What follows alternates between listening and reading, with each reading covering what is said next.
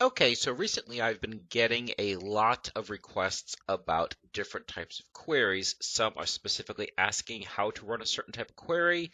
Some people are asking for a certain function and they don't realize it can be accomplished through a query. So even though I already have an Access database series, I'm going to make a new series focusing specifically on the different types of queries. One of the differences between this one and the other series is that you do not have to watch them sequentially. Each video is going to focus on a certain type of query, and then you can just jump to whichever one you want. There'll be some pre-made tables, but there'll be nothing special about those tables. Any attributes that are important, I will point out in the video. So you don't have to slog through 4 videos to get to the one you want. You can just jump right to the one you want. So the purpose of this video is not to really go into much detail about any one type of query, but rather to review the types of queries with you, and then you'll know which one to go to. So let's begin. And don't worry about anything over here. Like I said, I'm not doing anything specific. I'm just reviewing the types of queries. So if you click on Create and you click on Query Design, close this, you'll see the different types of queries up here. Okay, so we're going to review a different one with each video, and I'll explain what these do in this video, and then in the subsequent videos, we'll actually run through them. So for now, we're just going to go through these. So the first one is a select query. This is what typically you hear someone talking about when they say, oh, I'm going to run a query. They really mean a select query. And the select query can do 2 basic things. The select query can, as the name suggests, select a subset of a table. So say you have a transaction table and you want just all the transactions from today, well, you can do that. You run a select query and the criteria is today's date or whatever the date range is that is relevant to what you're trying to find out.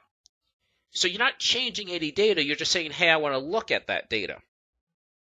The second thing a select query can do is it can create a query that has data combined from multiple tables.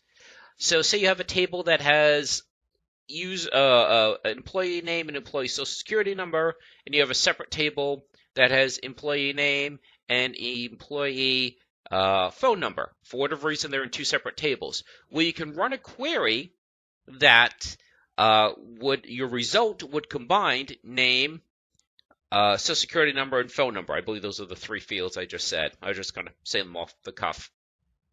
And so, again, you have not changed the underlying tables. You've grabbed data from 2 separate tables to create a result, but you haven't actually created a permanent table. You've simply said, okay, here's the combined information.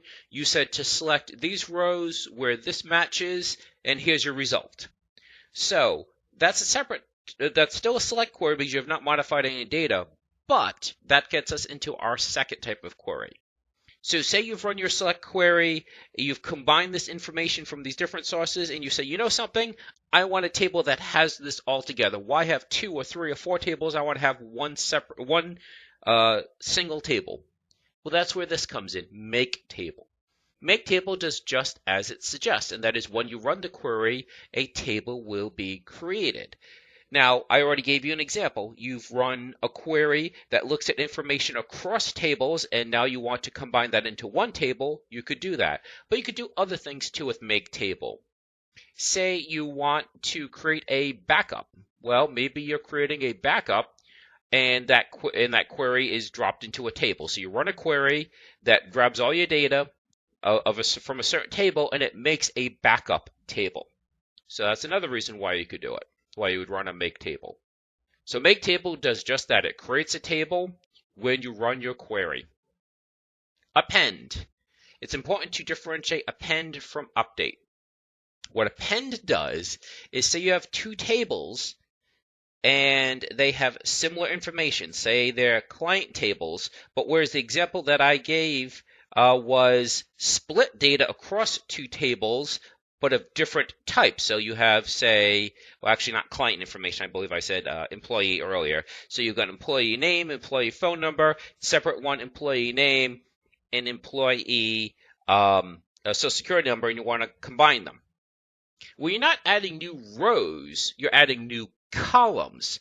So that example is adding columns. Append is the opposite. You're adding rows. So you have two separate tables, again, employee tables. Maybe one is your main human resource table. The other one is because you just bought another company and now you need to merge their employee table into your employee table.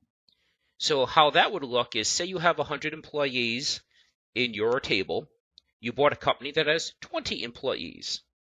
You run the append, it takes those 20 rows, combines it into your table, and now you have 120 rows, because 100 plus 20, 120. So you're appending the contents of one table into another, and this again is row level data.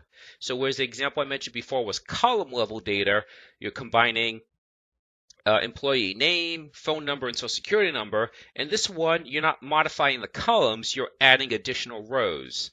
So as far as your employees, you already had Chris Redfield and you had Jill Valentine. Now you need to add Albert Wesker and you need to add Moira Burton. So you've got that information in two tables. The append will take those two and move them over. And it's important to note that whereas make table creates a whole new table, append, you're appending it to a pre-existing table. Update. Now the reason why I said I wanted to differentiate between append and update is because the naming might get a little confused. Update, you're not adding new rows. What you're doing with update is you're modifying a value that's already in a column. So whereas you can add columns, okay, like we said, you do a select query that adds columns from multiple tables. Append isn't adding any columns and it's not adding any rows. It's modifying the data within that column. So say you're looking for gender, okay, and up to this point you've had the word female, but you decide, well, let's save a little bit of data or whatever other reason, and let's change that from female just to F. The update table, okay, you would say in this table, in this field, look for female and replace it with F. That's probably not a great example, but that gives you the idea of what you're doing. So again, you're not adding rows, you're not adding columns, you are modifying data within columns. Let's skip crosstab for now, and then there's the delete. Delete is exactly what it sounds like it does. And that is, you run a query, and you say, in this table, look at this field. If it has this value, delete it. And I can't really think of a great example right now. Maybe you have an indicator that shows that a record is incomplete, or you have some indicator that shows that a record is a duplicate, or has been archived, and now that's been archived, you can delete it from your active table. But whatever that indicator is, whatever that criteria is, you've run the query that says, look for this criteria. If this row matches this value, then delete this row. Or should I say, if not so much if this row meets this value, so much as if this one cell, if the value within one cell meets a value, then go ahead and delete the entire row. So if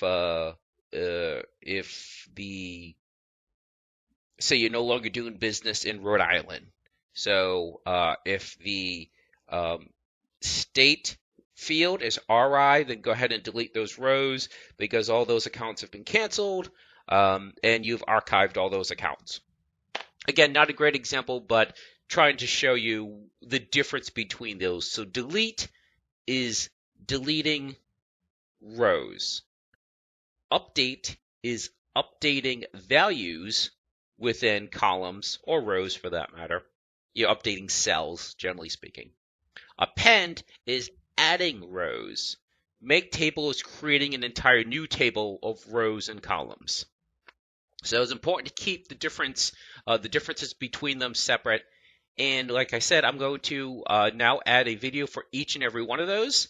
And then you can just jump ahead and say, okay, this is the one I need. I'm trying to do a make table. No, I'm trying to append or I'm trying to update. Now that you have a brief understanding of what they do, you can now jump ahead to the one that you feel would meet your needs. If you have any follow-up questions after you've watched the video, I certainly can do additional sequels to the tutorials I'm going to do. But for the most part, it's probably going to just be one tutorial for each. And that should about do it for now. Okay, so that should do it, and I'll go ahead and start posting the other ones.